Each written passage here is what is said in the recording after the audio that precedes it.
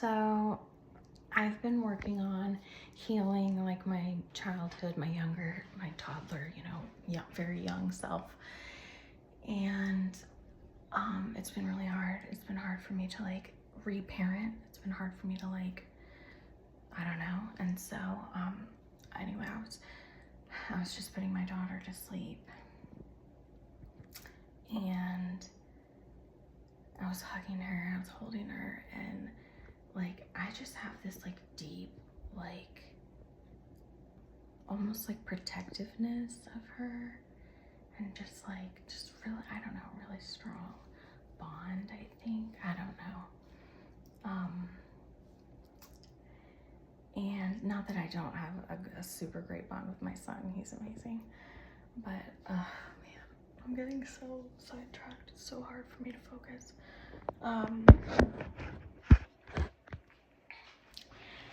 I'm holding her, and my higher self is like, this is you. This is, that baby is baby you. And don't look at how much you love her. It's like, that's you. That's you.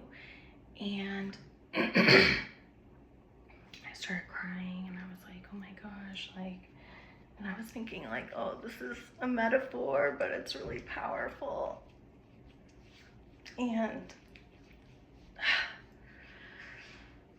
oh, sorry, it's been a long day. I'm exhausted.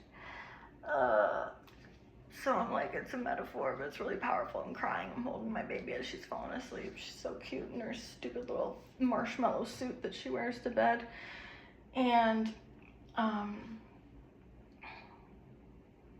to give you some background, a couple years ago when my grandma died, I had just moved to Washington from Florida, and I'm a beach girl. I have a lot of tattoos, I have a lot of ink, and I paid a lot of money for it all, so I want to show it off, okay?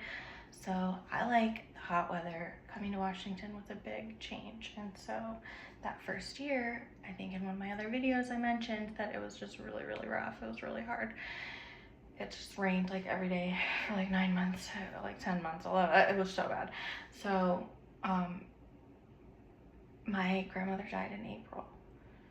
So then you have May, and then in June, it was early June, I woke up one morning and it was freaking cold and gray and rainy, and I fucking had it, and I was like this fucking sucks, I don't want to be here. And then I'm breaking down, and I'm like, it should have been me. My grandma was the best person ever in the world. She's the picture, and my grandparents are my picture. It should have been me. I don't want to be here. This fucking sucks, And I got out all that emotion. That's when I started going to therapy. Started working on this stuff. But shortly after that incident, a few months, I'd say, after that, I came across the concept of walk-in souls, which is where when someone is at their wit's end, truly deep in their soul, they are I no longer want to be here. I can't do it. I give up. I don't want to. Yank me out. I'm tapping out. When they sleep at night, they have these meetings with their group. They're bosses. It's such a hierarchy. It's bananas.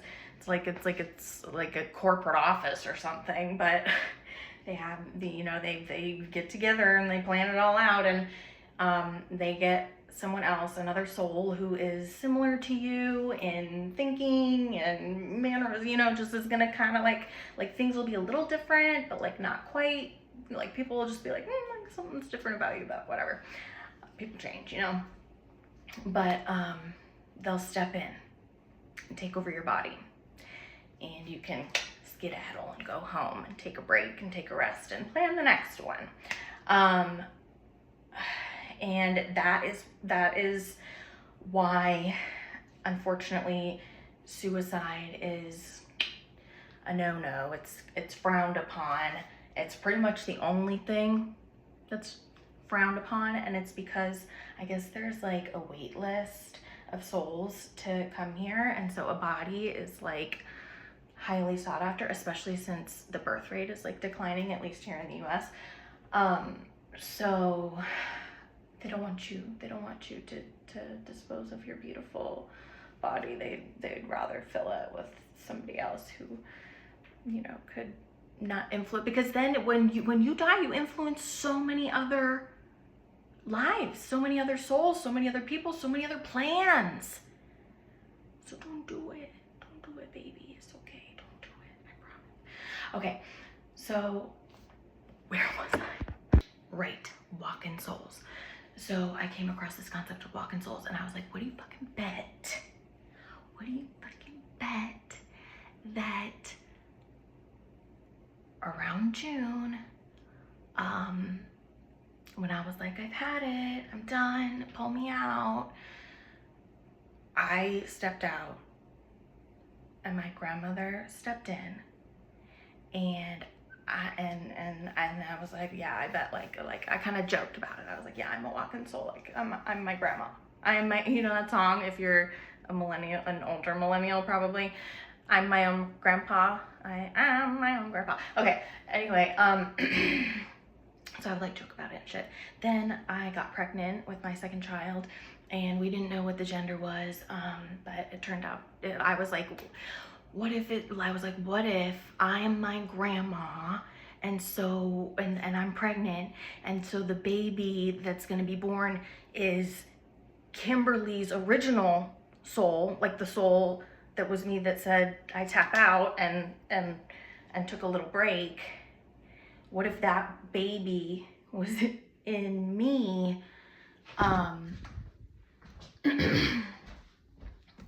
Sorry, my husband's like trying to put my son to sleep. I just put my daughter down. But he's like,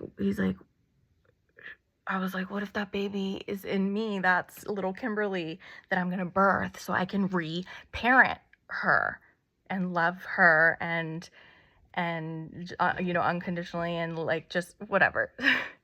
Like, it was just kind of like a little like, oh, how funny would that be? Whatever, but like, how would you ever prove it? I don't know, whatever. So I'm putting my daughter to sleep, and I get these messages that like, that's you, right? That's you. I'm like, okay, that's a metaphor. It's really sweet. It's amazing. Okay, I love myself. Well, then, like, they were like, to prove it, they were like, no, like, literally, that's you. That's you. And they were like, to prove it. Growing up my whole life, I had one of those like name cards that said the meaning of your name, and it said Kimberly, Queen of the Meadow. And through these past years and deep meditation and therapy and hypnosis and QHHT and just like all the shit, I've done it all. I've come to find out that in like what I can only describe as like a parallel life, I literally am queen. So she is like there for me to confer with, whatever, and she helps me, and she's like, bitch, like, get your shit together, like, come on. But so anyway, so Kimberly means Queen of the Meadow, or at least that's what this name card said my whole life. And my daughter's name is Elowen, which, means like of the elm or whatever, something like that. I don't know. I'd have to look it up again. Like elm tree, And they were like, she's the Queen of the Meadow. She's Kimberly, and her meadow is amongst the elm trees. And I was like, okay, that's fucking weird. And they were like, this is why she wanted to be born in Washington. Because my son was born in Florida. They were like, this is why she wanted to be born in Washington. She wanted to be amongst the trees. And I don't even know what fucking, I know this sounds so stupid. Like, why would you name your daughter that? But like, it's pretty. I like the name, and it means something about trees. I like trees. I like nature. My son's name is Oaken, which means oak trees. I'm just like, it's fucking bananas. Like, this shit is so wild. They were like, she wanted to be born amongst the trees. And a whole other story that I could tell you about the birthing of my daughter. I was trying to get pregnant, and I had had an astrology reading, and they were like, I think your next child, which is going to be a girl, wants to be born in the summer. And I was trying to get pregnant, and I got pregnant, and the baby would have been born in March, and I had a miscarriage. And then I got pregnant like a couple months or whatever, very shortly later, and my daughter was born in June. And on top of that, my husband, when we were trying, he was like, just don't get pregnant in June, because that's when my birthday is. I just want June to myself, please. Just not in June, any other month. And I was like, I just had a miscarriage. Like, it's not going to happen right away. Not at all, And I did the math and everything. I was like, we're fine. We're golden. It'll be July for sure. Early July. But like, worst case scenario, I get pregnant right now, which I didn't think would happen. It would be early July. She was born on his birthday. That queen of the Elm Meadow was born on his birthday.